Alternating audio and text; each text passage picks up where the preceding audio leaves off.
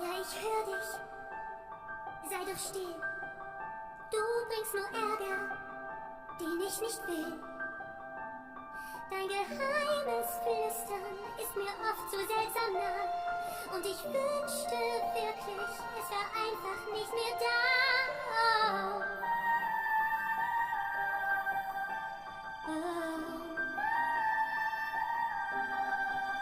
Du bist nicht hier, nur ein Geräusch in meinen Ohren. Wenn ich dich hören könnte, tu ich nicht, wär alles wohl verloren.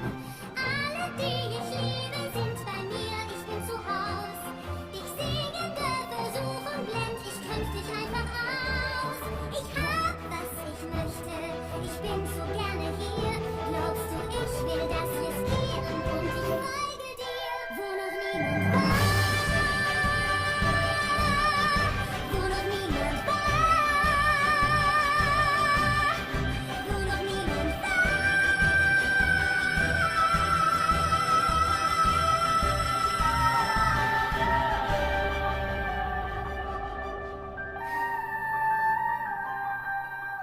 Was soll ich tun? Warum nur hältst du mich nachts wach? Soll dein Ruf mich verwirren, dass ich sorglos werd und schwach? Wär's vielleicht doch möglich, dass du auch so bist wie ich? Und spürst du auch, es gibt niemand sonst wie dich? Meine Kraft wird immer stärker und ich fühl tief